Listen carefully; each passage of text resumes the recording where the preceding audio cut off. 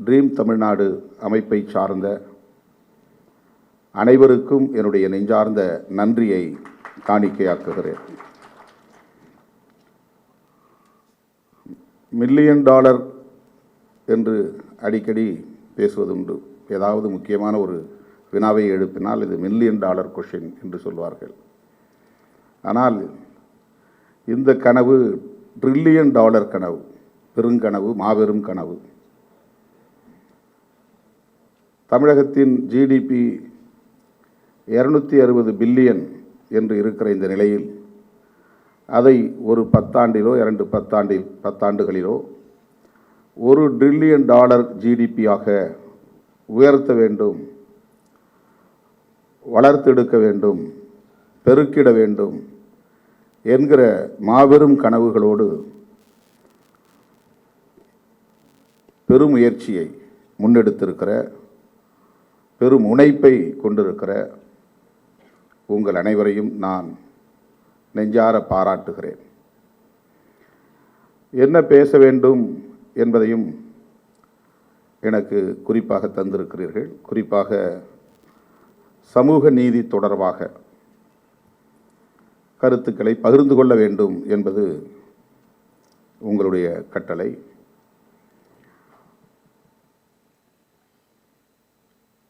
சமூக நீதி என்பதை நாம் இடஒதுக்கீடு என்கிற அளவில் மட்டுமே அறிந்திருக்கிறோம், புரிந்திருக்கிறோம்.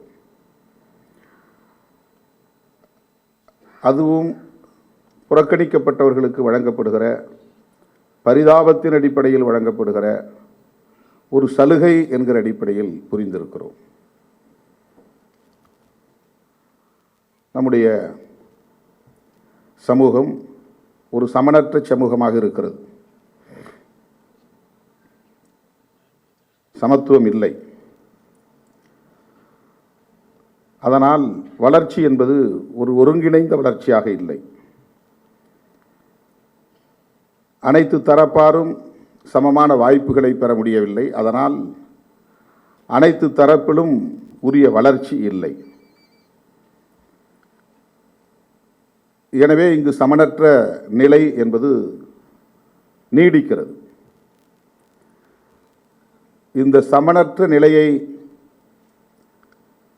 தகர்த்து சமத்துவத்தை வென்றெடுக்க வேண்டும் என்பதுதான் உண்மையிலேயே மாபெரும் கனவு. அதுதான் மிக பெரும் சவால். உலகம் முழுவதும் இது ஒரு தேடலாக இருக்கிறது, தேவையாக இருக்கிறது. ஒவ்வொரு நாட்டிலும் அல்லது தேசத்திலும் ஏதோ ஒரு வகையில் சமனற்ற தன்மை இருக்கிறது. இந்திய சமூக கட்டமைப்பில் அது வெகுவாக இருக்கிறது, மிக பெரும் இடைவெளியை கொண்டிருக்கிறது. ஆணுக்கும் பெண்ணுக்கும் மிக பெரும் இடைவெளி இருக்கிறது. அதேபோல ஒவ்வொரு தளத்திலும் ஒரு குறிப்பிட்ட எண்ணிக்கை அனைத்து வளர்ச்சியையும் கொண்ட நிலையை பார்க்கிறோம். பெரும்பான்மையான உழைக்கும் மக்கள் அடிப்படை வசதிகளை கூட பெற முடியாத, உரிய தேவைகளை கூட எட்ட முடியாத அளவுக்கு பின்தங்கி இருப்பதை பார்க்கிறோம். இந்த இன்இக்வாலிட்டி என்கிற இந்த சமனற்ற தன்மையை சீர் செய்வது எங்கிருந்து தொடங்குகிறது என்றால் சமூக நீதியிலிருந்து தொடங்குகிறது. எனவே சமூக நீதியை கருத்தியல் சார்ந்து புரிந்து கொண்டால் நாம் இந்த கனவையெல்லாம் நனவாக்க முடியும். சமனற்ற சமூக கட்டமைப்பில் ஒருவன் கல்வி பெறுவது அவன் சார்ந்த குடும்பம் என்கிற ஒரு வளர்ச்சியை மட்டுமே தரும். சமனற்ற சமூக கட்டமைப்பில் ஒருவன் தொழிலதிபராக வளர்ச்சி அடைவது அவனும் அவன் சார்ந்த உறவுகளும் வளர்ச்சி அடைவதற்கான வாய்ப்பை தரும். சமனற்ற சமூக கட்டமைப்பில் ஆங்கொன்றும் இங்கொன்றும் என்கிற அடிப்படையில் பெண்கள் வாய்ப்பை பெற்றால் அதுவும் தனிநபர்களின் வளர்ச்சியாக மட்டுமே அமையும். எனவே இந்த சமனற்ற சமூக கட்டமைப்பில் சமத்துவத்தை உருவாக்குவதற்கான ஒரு பொதுவான புரிதல் என்பது தேவைப்படுகிறது. அனைத்து தளத்திலும் அந்த புரிதல் தேவைப்படுகிறது. அது பொருளாதார தளமாக இருந்தாலும், அரசியல் தளமாக இருந்தாலும், சமூக தளமாக இருந்தாலும், பண்பாட்டு தளமாக இருந்தாலும், அனைத்து தளங்களிலும் சமூக நீதி தொடர்பான ஒரு பொது புரிதல் என்பது தேவை. இல்லை என்றால் அது ஒரு வளர்ச்சியாக இருக்காது, வீக்கமாக இருக்கும். இன்றைக்கு நாம் அதைத்தான் நடைமுறையில் சந்தித்துக் கொண்டிருக்கிறோம். ஒருங்கிணைந்த வளர்ச்சி என்பது இன்னும் கண்கூடாக நாம் பார்க்கவில்லை, கைகூடவில்லை. ஆகவே சமூக நீதியை இன்க்ளூசிவ்னஸ் என்று சொல்லப்படக்கூடிய ஒருங்கிணைந்த வளர்ச்சி, இன்க்ளூசிவ் growth என்கிற அடிப்படையிலான ஒரு பார்வையோடு பொருத்தி பார்க்க வேண்டும். அதனை வெறும் இடஒதுக்கீடாக ஏழை எளியோருக்கு வழங்க வேண்டும், பொருள் இல்லாதோருக்கு வழங்க வேண்டும், அல்லது சாதி அடிப்படையில் வழங்க வேண்டும் என்று அதை இடஒதுக்கீடு என்கிற அடிப்படையிலே மட்டும் பார்த்தால் அது பச்சாதாபம், பரிதாபம் என்கிற அடிப்படையில் வழங்குவதாக, ஒரு சலுகையாக பார்க்க தோன்றும். எல்லோரும் இன்றைக்கு சமூக நீதியை குறை கூறுகிறவர்கள் அத்தனை பேரும் அப்படித்தான் அதை பார்க்கிறார்கள். அவன் கோட்டாவில் படிச்சுட்டு வர்றவன், அதனால் அவனுக்கு தகுதி இருக்காது, திறமை இருக்காது. இந்த விமர்சனம் எங்கிருந்து வருகிறது என்றால், சமூக நீதியை கோட்பாட்டு அடிப்படையில் பார்க்காமல் வெறுமன பச்சாதாபத்தின் அடிப்படையில், பரிதாபத்தின் அடிப்படையில் வழங்கப்படுகிற ஒரு சலுகையாக மட்டுமே பார்க்கிற பார்வையிலிருந்து வருகிற விமர்சனம் அது. ஒரு இன்ஈக்குவல் சொசைட்டி, சமனற்ற ஒரு சமூகமாக இங்கே இருக்கிறது. சமனற்ற சமூகத்தை சமன் செய்தாக வேண்டும். சமன் செய்வதற்கு ஒருங்கிணைந்த வளர்ச்சி என்கிற அடிப்படையிலான முன்முயற்சிகள் தேவை. அதற்கான கருத்தியல் இங்கே வளர்த்தெடுக்கப்பட வேண்டும். இந்த புரிதலிலிருந்து சமூக நீதியை அணுக வேண்டும். அதனால்தான் எக்கனாமிக்கல் ஜஸ்டிஸ் என்பது இங்கே விவாதிக்கப்படவில்லை. பொலிட்டிக்கல் ஜஸ்டிஸ் என்பதும் கூட முன்னுரிமை அளிக்கப்படக்கூடிய நிலையில் இல்லாமல் சோஷியல் ஜஸ்டிஸ் என்பது மட்டும் இங்கே முக்கியத்துவம் தரக்கூடியதாக மாறி இருக்கிறது. நம்மை விட ஜாம்பவான்கள், பண்டிட் ஜவஹர்லால் நேரு காலத்தில் இருந்த சமகால தலைவர்கள், பேராளுமை மிக்க தலைவர்கள், புரட்சியாளர் அம்பேத்கர் காலத்தில் இந்த விவாதம் நடைபெற்றது. அவர்கள் பொருளாதார அடிப்படையிலான நீதியை பற்றி ஏன் பேசவில்லை? பேசினார்கள். ஏன் அதை நடைமுறை கொண்டு வரவில்லை? சோஷியல் ஜஸ்டிஸ் என்பது மட்டும் எப்படி நடைமுறைக்கு வந்திருக்கிறது என்றால், சமத்துவத்தின் மீது நம்பிக்கையுள்ள தலைவர்கள் அதில் ஒரு புரிதலை பெற்று, இதுதான் இந்த சமனற்ற சமூக கட்டமைப்பை சமன் செய்வதற்கான வழிமுறை என்பதை உணர்ந்து அதை முன்னெடுத்தார்கள். நடைமுறைப்படுத்த உரிய வழிவகைகளை கண்டார்கள். எனவே சமூக நீதி என்பதை பரந்துபட்ட பார்வையில் அணுக வேண்டிய ஒன்று என்பதை நாம் புரிந்து கொள்ள வேண்டும். சமத்துவம் தேவை என்கிற அந்த தொலைநோக்கு பார்வையிலிருந்து புரிந்து கொள்ள வேண்டும். எல்லா வாய்ப்புகளும் ஆண்களுக்கே, பெண்களுக்கு அங்கொன்றும் இங்கொன்றும் என்றால் அந்த சமூக நீதி வெற்றி பெறாது. அந்த சமூக நீதி வெற்றி பெறாது. எல்லா வாய்ப்புகளும் ஒரு குறிப்பிட்ட மொழியை பேசுவோருக்கே என்றால் இந்த தேசத்தில் சமூக நீதி வெற்றி பெறாது. ஒரு குறிப்பிட்ட மதத்தை சார்ந்தவர்களுக்கே அனைத்து வாய்ப்புகளும் என்று பெரும்பான்மைவாதத்தை உயர்த்தி பிடித்தால் சமூக நீதி வளர்ச்சி அடையாது. ஜனநாயக கூறுகளுள் பெரும்பான்மை என்பதும் முக்கியமானது. ஆனால் சிறுபான்மையினரை அல்லது புறக்கணிக்கப்பட்டவர்களை, வஞ்சிக்கப்பட்டவர்களை, கவனிக்கப்படாத விளிம்பு நிலை மக்களை இணைத்து பார்க்க வேண்டும் என்பதுதான் ஜனநாயகத்தின் முக்கியமான கூறு. த இன்க்ளூசிவ்னஸ் என்பதுதான் ஜனநாயகத்தின் மிக முக்கியமான கூறு. நாம் எல்லோரும் சிறுபான்மையினருக்காக குரல் கொடுத்தால் உடனே இவர்கள் முஸ்லிம்களின் கைக்கூலிகள், கிறித்தவர்களின் கைக்கூலிகள் என்று மதவாத சக்திகள் விமர்சனம் செய்கிறார்கள். சிறுபான்மையினர் என்றால் மத அடிப்படையில் மட்டுமல்ல, மொழி அடிப்படையிலும் சிறுபான்மையினர் உண்டு, இன அடிப்படையிலும் சிறுபான்மையினர் உண்டு, கிராம அடிப்படையில் பார்த்தால் சாதி அடிப்படையிலும் சிறுபான்மையினர் உண்டு. அவர்கள் புறக்கணிக்கப்பட ஒரு இன்இக்வாலிட்டி என்பது தொடர்ந்து தக்க வைத்து கொண்டே இருக்கக்கூடிய நிலை உருவாகும். பெரும்பான்மை சமூகம்தான் நாடாள வேண்டும், பெரும்பான்மை சமூகம்தான் ஆட்சி அதிகாரத்தில் இருக்க வேண்டும், பெரும்பான்மை சமூகம்தான் சட்டங்களை இயற்ற வேண்டும், பெரும்பான்மை சமூகம்தான் திட்டங்களை தீட்ட வேண்டும், பெரும்பான்மை சமூகம்தான் தொழில் வளத்தில் முன்னணியில் இருக்க வேண்டும். ஏனென்றால் நாங்கள் பெரும்பான்மை, எனவே நாங்கள் தான் ஆளுவோம், மற்றவர்கள் எல்லாம் எங்களுக்கு கீழே கட்டுப்பட்டு இருக்க வேண்டும் என்றால் அவர்கள் சமூக நீதி பார்வை இல்லாதவர்கள் என்றுதான் பொருள், சமத்துவ சிந்தனை இல்லாதவர்கள் என்றுதான் பொருள்.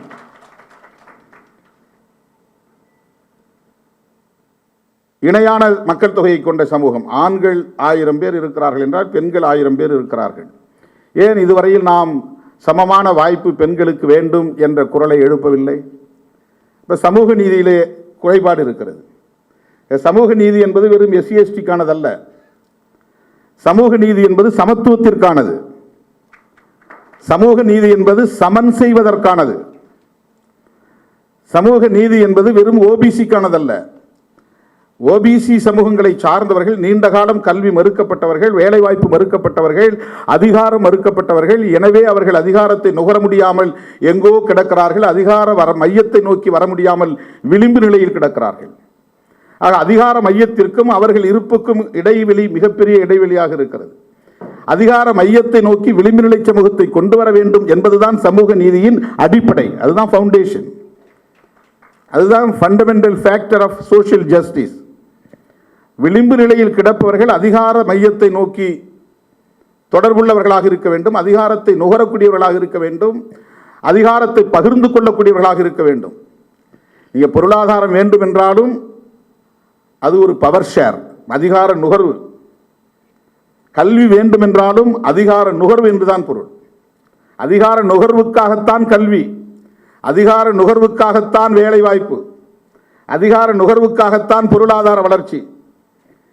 வெறும் பொருளாதார வளர்ச்சி என்பது வீடு கட்டுவதற்காக அல்ல, அதிகாரத்தை நுகர்வதற்காக, கார் வாங்குவதற்காக அல்ல, அதிகாரத்தை நுகர்வதற்காக. ஆகவே சமூக நீதியின் முக்கியமான வேலை டீசென்ட்ரலைசேஷன் ஆஃப் பவர், அதிகாரத்தை பரவலாக்கம் செய்ய வேண்டும் என்பதுதான் சமூக நீதியின் அடிப்படை. அதிகாரத்தை பரவலாக்க வேண்டும். எம்பவர்மெண்ட் ஆஃப் மார்ஜினலைஸ்டு செக்ஷன்ஸ், அதுதான் ஆன்மா, சமூக நீதியின் ஆன்மா. Empowerment of women, empowerment of Dalits, empowerment of tribals, empowerment of differently abled people, empowerment of third gender, திருநங்கைகள், திருநர்கள், அவர்களுடைய வளர்ச்சி. அப்படி சமூகத்தால் கவனிக்கப்படாதவர்களின் வளர்ச்சி, புறக்கணிக்கப்பட்டவர்களின் வளர்ச்சி, திட்டமிட்டே வஞ்சிக்கப்பட்டவர்களின் வளர்ச்சி, அவர்களுக்கான வாய்ப்பை வழங்குவதற்கு திறக்கப்படுகிற ஒரு கதவுதான் அல்லது திறவுகோல் தான் சோஷியல் ஜஸ்டிஸ். சமூக நீதி என்பது வெறும் பிட்டினஸ் என்கிற பரிதாபத்தின் அடிப்படையில் வழங்கக்கூடிய ஒன்று அல்ல. அந்த மாதிரி ஒருவன் நினைத்தால் அவன் சமத்துவத்திற்கு எதிரானவன், சமூக நீதி பார்வை இல்லாதவன், ஆதிக்கம் செய்ய விரும்புகிறவன், தொடர்ந்து ஆதிக்கத்தை தக்க வைத்துக் கொள்ள வேண்டும் என்று துடிக்கிறவன், அதிகாரத்தை பகிர்ந்து வழங்க விரும்பாதவன் என்று பொருள். கோவிலுக்குள்ளே நான் நுழைய வேண்டும் என்பது வீம்புக்காக அல்ல, உனக்கு இருக்கிற உரிமை எனக்கும் வேண்டும் என்பது ஒரு அதிகார பரவல். அது ஒரு வகையான எம்பவர்மெண்ட். எல்லோரும் நடக்கிற தெருவில் நான் நடக்க வேண்டும் என்பது நான் வீம்புக்கு வம்பிழுப்பதாக பொருள் அல்ல. மெர்ஜிங் வித் மெயின் ஸ்ட்ரீம், பொது நீரோட்டத்தில் நான் இணைய வேண்டும் என்று துடிக்கிறேன், போராடுகிறேன். பொது நீரோட்டத்தில் இணைவதற்கான போராட்டம் தான் சாதி ஒழிப்பு போராட்டம். அனிகிலேஷன் ஆஃப் காஸ்ட் என்பது ஒரு குறிப்பிட்ட சாதிக்கு எதிரானதல்ல, சாதி அமைப்புக்கு எதிரானதல்ல. அதனுடைய பொருள் என்னவென்றால், நான் பொது நீரோட்டத்தில் என்னை இணைத்துக் கொள்ள வேண்டும், அனைவரையும் இணைக்க வேண்டும், எல்லோரும் பொது நீரோட்டத்தில் பங்கேற்க வேண்டும். அதுதான் சமூக நீதியின் அடிப்படை. சமூக நீதி பொருளாதார தளத்தில் எப்படி என்று நாம் புரிந்து கொள்ள முடியும்? எல்லோரும் படித்தா வேலைக்கு போகலாம், வேலைக்கு போனால் வளர்ச்சி அடையலாம். இப்போ படித்தவர்கள் இந்த சமூக நீதியை பயன்படுத்தி படித்தவர்கள் சமத்துவத்தை நோக்கி பயணிக்கிறார்களா? படித்தவர்கள் தான் உண்டு, தன் பெண்டு பிள்ளைகள் உண்டு, தன் குடும்பம் உண்டு என்கிற நிலையில்தான் வளர்ச்சி, அந்த சிந்தனை தான் அவர்களுக்கு இருக்கிறது. ஏனென்றால் வெறும் மணி மைண்டட் என்பது ஒருங்கிணைந்த வளர்ச்சிக்கு பயன்படாது. இப்போ சோசியல் ஜஸ்டிஸ் என்கிற பார்வையோடு சேர்ந்த வளர்ச்சி தான் ஒருங்கிணைந்த வளர்ச்சிக்கும் வழிவகுக்கும். இப்போ தனிப்பட்ட முறையில் படித்தவர்கள் அங்கிருந்து சமூகத்திலிருந்து துண்டிக்கப்பட்டு விடுகிறார்கள். அவங்களுடைய பேரண்டல் கம்யூனிட்டியிலிருந்து அல்லது அவங்களுடைய குடும்பத்திலிருந்தே, சமூகத்திலிருந்து கூட அல்ல, அவங்க குடும்பத்திலிருந்தே. ஒரு குடும்பத்தில் 4 பேர் அண்ணன் தம்பி இருக்கிறான், ஒருத்த மட்டும் படிக்கிறான்னா படித்தவன் நகரத்துக்கு வந்துடுறான். அதன் பிறகு அவனுடைய அண்ணன் தம்பியில் கூட அவனுக்கு உறவு இருக்காது, தொடர்பு இருக்காது. அந்த கல்வியும் சமூக நீதியும் அவனை தனிமைப்படுத்துகிறது. அந்த கல்வியும் அவனுடைய பொருளாதார வளர்ச்சியும் அவன் குடும்பத்திலிருந்தே அவனை துண்டிக்கிறது. ஆகவே சமூக நீதி பார்வையில்லாத ஒரு வளர்ச்சி, சமூக நீதி பார்வையில்லாத ஒரு மேம்பாடு சமத்துவத்தை நோக்கி பயணிக்கிறதா என்றால் இல்லை. சமூக நீதி பார்வையுடன் கூடிய வளர்ச்சி தான் சமத்துவத்திற்கு வழிவகுக்கும். இந்த சமூகத்திலிருந்து, ஒரு தலித் சமூகத்திலிருந்து 1000 பேர் தொழில் முனைவோராக வளர்ச்சி அடைகிறார்கள் அப்படின்னா அந்த 1000 பேரும் வித்தின் 10 இயர்ஸ்க்குள்ள அவனுடைய சமூகத்திலிருந்து துண்டிக்கப்பட்டுருவான், டிஸ்கனெக்டட் ஃப்ரம் தேர் ஃபேமிலிஸ். அதுக்கு பிறகு அவனுக்கு அந்த குடும்பத்துக்கு எந்த தொடர்பு இல்லாமல் போயிடும். ஐஏஎஸ் ஆகிறா, ஐபிஎஸ் ஆகிறா, அவனுடைய சமூகத்தோடு எந்த தொடர்பும் இருக்காது, துண்டிக்கப்பட்டுரும். இதற்கு என்ன காரணம் என்றால், யாருக்கு நீங்கள் எஜுகேஷன் கொடுக்குறீங்களோ, யாருக்கு நீங்கள் எம்ப்ளாய்மெண்ட்டுக்கான ஆப்பர்ச்சுனிட்டி கொடுக்குறீங்களோ, யாருக்கு நீங்கள் பொருளாதாரத்தை மேம்படுத்துவதற்கான தொழில் தளத்தில் வாய்ப்பை தருகிறீர்களோ, அவர்கள் சமூக நீதி பார்வை இல்லாமல் அந்த வாய்ப்பை பெறுகிற போது தங்களுடைய பாதுகாப்பு முக்கியம், தங்களுடைய எதிர்கால சந்ததியினரின் பாதுகாப்பு முக்கியம் என்கிற ஒரு இன்செக்யூர் ஃபீலிங் அவனுக்கு, இந்த சமூகத்துக்குள்ள அப்பா தப்பிச்சு பிழைச்சிட்டோம், இந்த கிராமத்திலிருந்து வெளியே வந்து விட்டோம், இந்த சமூக கொடுமைகளிலிருந்து வெளியே வந்து விட்டோம், இந்த குடும்ப உறவுகளின் தொல்லைகளிலிருந்து வெளியே வந்து விட்டோம், தப்பித்தோம், பிழைத்தோம், இனி அந்த உறவே வேண்டாம் என்று எண்ணுகிற ஒரு உளவியலுக்கு அவன் தள்ளப்படுகிறான். அதற்கு தற்காப்பின்மை என்கிற உளவியல் தான். ஏன் சாதியை மறைக்கிறான் அல்லது ஏன் சாதியை சொல்றான்? ரெண்டுக்குமே காரணம் அவனுக்கு இருக்கிற தாழ்வு உளவியல் தான், ஒரு இன்ஃபீரியர் காம்ப்ளெக்ஸ் தான், அவனுக்கான இன்செக்யூர் ஃபீலிங். ஒரு தனி மனிதன் தன்னை அடையாளப்படுத்திக் கொள்ளுகிற அடையாள அரசியலை உயர்த்தி பிடிக்கிறான் என்றால், சாதி அடையாளமாக இருந்தாலும், மத அடையாளமாக இருந்தாலும், மொழி அடையாளமாக இருந்தாலும், இந்த அடையாள அரசியல் என்பதே தற்காப்பு உணர்ச்சியிலிருந்து தான் வருகிறது. தற்காப்பு உணர்ச்சியிலிருந்து தான் வருது. நான் தமிழனாக இருக்கணுங்கிறது கூட ஒரு வகையில் சாதி அடையாளத்திலிருந்து முற்போக்கான சிந்தனை என்று நான் ஒத்துக்கொள்ள மாட்டேன். ஒருத்தன் சாதியை சொல்கிறான், அதுதான் பிற்போக்கு. ஒருத்தன் தமிழன் சொல்கிறான், அது முற்போக்கு. அப்படி கிடையாது. தமிழன் சொல்லுவது ஒரு அடையாள அரசியல் தான். சாதி சொல்லுவது இழிவானது, சாதி அடையாளத்தை உயர்த்தி பிடிப்பது பிற்போக்கானது என்று சொன்னால், மொழி அடையாளமும் இன அடையாளமும் வெறும் மொழி உணர்வோடு இன உணர்வோடு மட்டுமே பின்னி பிணைந்திருந்தால் அதுவும் பிற்போக்கானது தான். அப்போ அது ஒரு சமூக நீதியோடு இணைந்ததாக இருக்க வேண்டும், பிணைந்ததாக இருக்க வேண்டும், ஒட்டுமொத்த விளிம்பு நிலை மக்களின் விடுதலையோடு தொடர்புடையதாக இருக்க வேண்டும். நான் என்னுடைய மொழி உரிமை பாதுகாக்க வேண்டும் என்கிற உணர்வோடு நான் மொழி உணர்வை பெற்றிருக்கிறேன். என்னுடைய இன உரிமைகள் பறிக்கப்படுகிற போது நான் இன உணர்வை பெறுகிறேன். ஏனென்றால் இந்தியா என்கிற தேசத்திற்குள் எல்லா மொழிகளுக்கும் உரிய முக்கியத்துவம் என் மொழிக்கும் வேண்டும் என்கிற உணர்வு தான் அது. அதுதான் சமூக நீதி பார்வை. எல்லா இனமும் வளர்ச்சி அடைகிற போது இந்த இனமும் வளர்ச்சி அடைய வேண்டும் என்கிற அந்த பார்வைதான். இல்லை என்றால் அது வெறும் இனவாதமாக மாறி இன தூய்மைவாதமாக மாறிவிடும். அப்ப சாதியவாதமும் சாதி தூய்மைவாதமும் தவறு என்றால் இனவாதமும் இன தூய்மைவாதமும் தவறு. சாதியவாதம் சாதி தூய்மைவாதத்திற்கு இட்டு செல்லும், சாதி தூய்மைவாதம் ஆணவ கொலைகளுக்கு வழிவகுக்கும். இந்த சாதி கலக்கக்கூடாது, அந்த பியூர் பிளட்டாக இருக்கணும், ஒரே சாதியாக இருக்கணும். இந்த சாதியும் வந்து கலப்படைஞ்சால், சாதி கலப்பு ஏற்பட்டு விட்டால் நம்முடைய பாரம்பரியம் போய்விடும், நம்முடைய பண்பாடு போய்விடும் என்று அச்சப்படுகிறவன் சாதி தூய்மைவாதத்தை பேசுகிறான். அதனால் ஆணவ கொலைகளை, ஹானர் கில்லிங்ஸ் செய்யணுங்கிறான், செய்து கொண்டிருக்கிறான். அதே போல இனவாதம் என்பது வெறும் மொழி உணர்வாகவும் இன உணர்வாகவும் இருந்தால், அது இனவாதம் என்பது இன தூய்மைவாதத்தை நோக்கி நகரும். சாதி தூய்மைவாதம் பிற சாதிகளின் மீது வெறுப்பை வளர்க்கும். இன தூய்மைவாதம் பிற இனத்தின் மீதான வெறுப்பை வளர்க்கும். ஒரு மதத்தின் மீதோ இனத்தின் மீதோ வெறுப்பை வளர்த்தால் அது சமத்துவத்தை நோக்கி இட்டு செல்லாது, சமூக நீதி அடிப்படையிலாக அமையாது. இன உரிமை பேசுவது தவறல்ல, ஆனால் இன தூய்மைவாதம் பேசுவது பாசிசத்தை நோக்கி செல்லும். சாதி சங்கங்கள் வைத்து சாதி உரிமைகளை பேசுவது தவறல்ல, ஆனால் சாதி தூய்மைவாதம் பேசுவது பாசிசத்தை நோக்கி இட்டு செல்லும், ஆதிக்கத்தை நோக்கி இட்டு செல்லும், ஒடுக்குமுறையை நோக்கி இட்டு செல்லும். அடையாள அரசியல் ஒரு குறிப்பிட்ட எல்லை வரையில் தேவைப்படுகிறது ஒரு ஒருங்கிணைவுக்காக. ஆனால் அது ஒட்டுமொத்த தேசத்தின் ஒருங்கிணைந்த வளர்ச்சியை நோக்கியதாக இருக்கும்போது ஒரு எல்லையை தாண்டி அது இன்னொரு பரிமாணத்தை அடையும். இன்க்ளூசிவ் என்கிற ஒருங்கிணைந்த பரிமாணத்தை அடையும். எல்லோரையும் இணைத்துக் கொள்வது. இப்போ கூட நம்ம தமிழ்நாடு கனவு காணுகிறோம். இந்த தமிழ்நாட்டுக்கு $1 trillion வரணும்னு சொன்னாக்க, இது இந்திய தேசத்தோடு இணைந்த ஒன்றாக இருக்கிறது. தமிழ்நாடு இந்திய யூனியனோடு அரசியல் ரீதியாக பிணைந்த ஒன்றாக இருக்கிறது. இந்தியாவினுடைய பொருளாதார கொள்கையோடு தொடர்புடையது தமிழ்நாடு பொருளாதார வளர்ச்சி. இந்தியாவினுடைய பொருளாதார வளர்ச்சியோடு தொடர்புடையது தமிழ்நாடு பொருளாதார வளர்ச்சி. இல்லை என்று சொன்னால் நாம் தனிப்பட்ட முறையில் ஒரு குறிப்பிட்ட எல்லைக்கு மேலே வளர முடியாது. இப்போ தமிழ்நாட்டினுடைய பொருளாதாரம் கனிம வளத்தோடு தொடர்புடையது, தமிழ்நாட்டினுடைய பொருளாதாரம் கல்வியோடு தொடர்புடையது, தமிழ்நாட்டினுடைய பொருளாதாரம் விவசாயத்தோடு தொடர்புடையது. தமிழ்நாட்டினுடைய கனிம வளம் தொடர்பாக முடிவெடுக்கக்கூடிய அதிகாரம் இந்திய யூனியன் அதிகாரத்தோடு இருக்கிறது. தமிழ்நாட்டினுடைய இயற்கை வளத்து தொடர்பான முடிவு எடுக்கக்கூடிய அதிகாரம் இந்திய ஒன்றிய அரசோடு தொடர்புடையதாக இருக்கிறது. தமிழ்நாட்டினுடைய கல்வி தொடர்பான அதிகாரம் இந்திய யூனியன் கவர்மெண்டோடு தொடர்புடையதாக இருக்கிறது.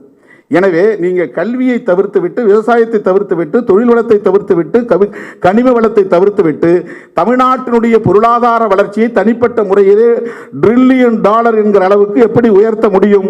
இந்திய அரசாங்கத்தினுடைய தொடர்பில்லாமல், இந்திய அரசாங்கத்தினுடைய துணை இல்லாமல், இந்திய அரசாங்கத்தினுடைய பொருளாதார கொள்கையோடு தொடர்பில்லாமல் அதை செய்ய முடியாது. தமிழ்நாட்டுக்குள்ளே இருக்கிற அத்தனை கனிம வளங்களையும் ஆதிக்கம் செய்யக்கூடிய அதிகாரம் என்பது இந்திய யூனியனோடு தொடர்புடையதாக இருக்கிறது. இங்கே அவன் ட்ரில்லிங் பண்ணி கீழே இருக்கக்கூடிய ஒவ்வொன்றையும் எடுக்கிற அதிகாரம் தமிழ்நாட்டுக்கு கிடையாது, இந்திய அரசுக்கு தான் இருக்குது. அவன் முடிவு எடுக்கிறான். விவசாய சட்டங்களையும் அவன் தான் கொண்டு வரான், வேளாண் சட்டங்களை. அந்த சட்டங்களை தாண்டி நாம் விவசாயத்தை இங்கே பெருக்க முடியாது. உலக சந்தைக்கான தேவையைத்தான் இங்கே உற்பத்தி செய்ய வேண்டும், உள்ளூர் சந்தைக்கான தேவையை உற்பத்தி செய்ய முடியாது, பண்ண முடியாது. உலக சந்தைக்கு தேவையை பூர்த்தி செய்யக்கூடிய வகையில் தான் இங்கே தொழில் வளம் என்பதும் பெருகும். இங்கே உருவாக்கக்கூடிய அவ்வளவு தொழில் முனைவோரும் கூட வளரக்கூடிய தொழில் முனைவோர் ஒரு கம்பெனியை உருவாக்கினா தமிழ்நாட்டினுடைய வளர்ச்சிக்கான கம்பெனி அதை உருவாக்க முடியாது. நீங்கள் உலக சந்தைக்கான தேவையை தான் உற்பத்தி செய்ய முடியும். ஒரு அவுட் சோர்சிங் கம்பெனியாக கூட நீங்கள் அயல்நாடுகளுக்கு வேலை செய்து தரக்கூடிய கம்பெனி தாங்க நீங்கள் உருவாக்க முடியும். அப்போ இந்திய அரசாங்கத்தினுடைய தொழில் கொள்கை எவ்வாறு இருக்கிறது, பொருளாதார கொள்கை எவ்வாறு இருக்கிறது என்பதையும் கருத்தில் கொண்டுதான் நாம் தமிழ்நாட்டு கனவையும் காண முடியும். எனவே இந்திய அரசாங்கத்தினுடைய கொள்கை கோட்பாடுகளில் சமூக நீதி என்பது எவ்வாறு இருக்கிறது? சமூக நீதி என்பது அதிகார பரவலோடு தொடர்புடையது என்பதை பொருத்தி பார்க்க வேண்டும். வெறும் கல்வி வேலைவாய்ப்பில் இருக்கிற இடஒதுக்கீடாக மட்டும் பார்க்கக்கூடாது. மதச்சார்பின்மை என்பது மதசார்பற்ற அரசு என்ற பொருளில் மட்டுமல்ல. செக்யூலரிசம் என்பது ஒரு சார்பின்மை என்று புரிந்து கொள்ள வேண்டும். மதசார்பின்மை என்றால் ஒரு பர்டிகுலர் கண்டென்ட்டுக்குள்ள நின்று போகுது. செக்யூலரிசம் என்பது ஒரு சார்பின்மை என்று புரிந்து கொண்டால் ஒரு மொழிக்கு மட்டுமல்ல, ஒரு இனத்துக்கு மட்டுமல்ல, ஒரு மதத்தை மட்டும் சார்ந்து இருக்கக்கூடாது. இப்போ இந்திய அரசாங்கங்கிறது ஒரு மொழிக்கு ஆதிக்கம் செலுத்தக்கூடிய ஒரு அரசாங்கத்தான். யாராக இருந்தாலும், எந்த ஆட்சி வந்தாலும் இந்தி தான். இப்போ சமஸ்கிருதத்தை இணைத்துக் கொள்கிறார்கள். அரசியலமைப்பு சட்டமே அதற்கு ஏற்ற வகையில் தான் திருத்தம் செய்யப்பட்டிருக்கிறது. ஒரு மொழி வளர்ச்சிக்கான வாய்ப்புகள் தான் அங்கே அதிகமாக இருக்குது. அதே மாதிரி ஒரே தேசம் ஒரே கலாச்சாரம்ங்கிற முழக்கத்தமையே வைக்கிறான் என்று சொன்னால் இங்கே பன்மைத்துவம் இருந்தால் நாடு பிற்காலத்தில் ஒரே தேசமாக இருக்காது. நாடு வேற தேசம் வேற, ரெண்டுக்கும் வித்தியாசம் இருக்கு. தமிழ்நாடு நாம் சொல்றோம், இந்தியா என்பது ஒரு தேசமாக இன்னும் மாறவில்லை என்பதுதான் பிஜேபியுடைய எண்ணம். அதனால தான் ஒரே தேசம் சொல்றாங்க. ஒரே தேசம்னா ஒரு மொழி தான் இருக்கணும், ஒரே தேசம்னா ஒரு கலாச்சாரம் தான் இருக்கணும், ஒரே தேசம்னா ஒரு இனம் தான் இருக்கணும், ஒரே தேசம்னா ஒரே ஆட்சி முறை தான் இருக்கணும், ஒரே தேசம்னா ஒரே கல்விக் கொள்கை தான் இருக்கணும். தமிழ்நாடுங்கிறது ஒரு தேசம், கேரளா என்பது ஒரு தேசம், கர்நாடகா என்பது ஒரு தேசம். அதனால தான் அதை தேசிய இனம் சொல்கிறோம். தமிழன் என்றால் தேசிய இனம், மலையாளி என்பது தேசிய இனம், கன்னடன் என்பது தேசிய இனம், இந்தியன் என்பது தேசிய இனம் அல்ல, நாட்டினம். இந்தியன் என்பது நாட்டினம், இந்தியன் என்பது தேசிய இனம் அல்ல. அப்ப பல தேசங்கள் ஒருங்கிணைந்த ஒரு நாடாக இது இருக்கிறது. பல தேசங்கள் ஒருங்கிணைந்த ஒரு நாடாக இருக்கிறது. இதை ஒரு தேசமாக மாற்ற வேண்டும், அதுதான் அவனுடைய கனவு. அப்ப அந்த இடத்துல பன்மைத்துவம் அடிபடுகிறது. பன்மைத்துவத்தை மறுப்பது சமூக நீதிக்கு எதிரானது, பன்மைத்துவத்தை ஏற்பது சமூக நீதிக்கு ஆதரவானது. ஜனநாயக கூறுகள் அனைத்தும் சமூக நீதியை அடிப்படையாக கொண்டது. அதிகார பரவலாக்கம், இப்போ எல்லா மொழிக்கும் ஒரே மாதிரியான முக்கியத்துவத்தை தரு, எல்லா தேசிய இனத்துக்குமான உணர்வுகளை மதிக்க வேண்டும். அந்தந்த தேசிய இனம் தன்னுடைய தேவைகளை பூர்த்தி செய்து கொள்வதற்கான அதிகாரத்தை வழங்குவது. இப்போ கல்வி நீட்டுங்கிறத அவன் தான் கொண்டு வரான். தமிழ்நாடு அரசாங்கத்தாலேயோ அல்லது எந்த மாநில அரசாங்கத்தாலேயோ அதை எதிர்க்க முடியல, அதை கைவிட முடியல. விவசாய வேளாண் சட்டங்களை அவன் கொண்டு வரான், யூனியன்கிற ஒரே காரணத்தினால. ஒரே தேசமாக மாற்றணுங்கிறது தான் அவனுடைய நோக்கம். ரீஜனல் பார்ட்டிஸ் இருக்கக்கூடாது, நேஷனல் பார்ட்டி தான் இருக்கணும். ரீஜனல் லாங்குவேஜஸ் இருக்கக்கூடாது, ஒரே லாங்குவேஜ் தான் இருக்கணும். மல்டிபிள் கல்ச்சர் இருக்கக்கூடாது, ஒரே கல்ச்சர் தான் இருக்கணும். அப்போ கலாச்சாரங்கிறது ஒரே மதத்தோடு தொடர்புடையது, கலாச்சாரம் என்பது மதங்களோடு தொடர்புடையது, மொழி இனத்தோடு அந்த தேசிய இனத்தோடு தொடர்புடையது. ஒரு மொழியும் மதமும் தான் கலாச்சாரத்திற்கான ஊற்றுக்கண்களாக இருக்கிறது. தமிழர்களுக்குன்னு ஒரு கலாச்சாரம் இருக்குது, மலையாளத்துக்குன்னு ஒரு கலாச்சாரம் இருக்குது, கன்னடத்துக்குன்னு ஒரு கலாச்சாரம் இருக்குது. அதே மாதிரி இந்துக்களுக்குன்னு ஒரு கலாச்சாரம் இருக்குது, கிறிஸ்தவர்களுக்குன்னு ஒரு கலாச்சாரம் இருக்குது. மதமும் மொழியும் கலாச்சாரத்தின் ஊற்றுக்கண்களாக இருக்கிறது. இப்போ ஒரே கலாச்சாரம் என்பது, ஒரே மொழி இருந்தால்தான், ஒரே மதம் இருந்தால்தான் ஒரே கலாச்சாரத்தை உருவாக்க முடியும். எவ்வளோ பெரிய ஃபாசிசம் இது! இப்போ ஃபாசிசம் என்பது ஜனநாயகத்திற்கு எதிரானது, ஃபாசிசம் என்பது சமூக நீதிக்கு எதிரானது. எனவே சமூக நீதி பார்வை என்பது பரந்த பார்வை, அது ஜனநாயகத்தோடு தொடர்புடைய பார்வை, அது சமத்துவத்தோடு தொடர்புடைய பார்வை. சமூக நீதியை வெறுமன சுருக்கி ஏதோ ஏழை எளிய மக்களுக்கு வழங்கப்படுகிற இடஒதுக்கீடு என்று மட்டும் சுருக்கி பார்க்கக்கூடாது, குறுக்கி பார்க்கக்கூடாது. சமூக நீதி ஜனநாயகத்திற்கான ஒரு via media. Through social justice you can reach the democracy, through social justice you can reach the equality, through social justice you can develop your economics. அங்கதான் அப்பதான் $1 trillion கொண்டு வர முடியும், $1 trillion கொண்டு வர முடியும். எல்லாருக்குமான வாய்ப்பு, எல்லாருக்குமான ஒரு நிலையை, சந்தர்ப்பத்தை கொடுக்கக்கூடிய ஒரு நிலையை நாம் உருவாக்க வேண்டும். எனவே சமூக நீதியை வெறுமன சாதி அடிப்படையிலான இடப்பங்கீடு என்று பார்க்காமல் இந்த தேசத்தை சமத்துவமுள்ள ஒரு தேசமாக வளர்த்தெடுக்க,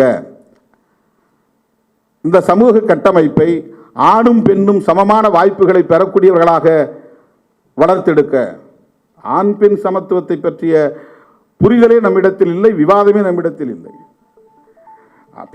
பெண்ணை அடிமைப்படுத்தி கொண்டே ஏதோ அங்கொன்றும் இங்கொன்றும் சில பெண்களுக்கான வாய்ப்பை தந்துவிட்டால், பெண்ணுக்கான வாய்ப்பை தந்துவிட்டோம் என்று நாம் மனநிறைவடையக்கூடிய நிலையைத்தான் பார்க்கிறோம்.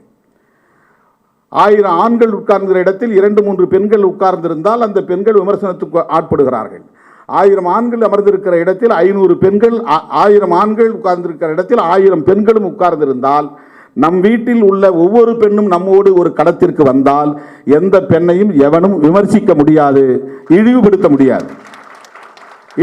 முடியாது. ஆகவே பெண் கல்வி என்பது முக்கியமானது, பெண்களுக்கான அதிகார பகிர்வு என்பது முக்கியமானது. பெண்ணும் ஆணும் சமம் என்பது சமூக நீதியின் மிக முக்கியமான ஒன்று. இப்போ இன்றைக்கு வரல நம்ம 33% 33 வருஷமா பேசிட்டு இருக்கிறோம். அது ஒரு அங்குலம் கூட முன்னேறவில்லை. அதை பற்றி யாரும் பேசுவதில்லை. அதற்கான எந்த முனைப்பும் இல்லை. கொடுக்க முடியல. அவ்வளவு நெருக்கடி. ஆணாதிக்கம் என்பது இங்கு சமூக நீதிக்கு எதிரான ஒரு கருத்தியல் என்பதை நாம் புரிந்து கொள்ள வேண்டும். ஆணவ கொலை என்பது சமூக நீதிக்கு எதிரானது என்பதை புரிந்து கொள்ள வேண்டும். சாதி பெருமிதம் என்பது சமூக நீதிக்கு எதிரானது என்பதை புரிந்து கொள்ள வேண்டும்.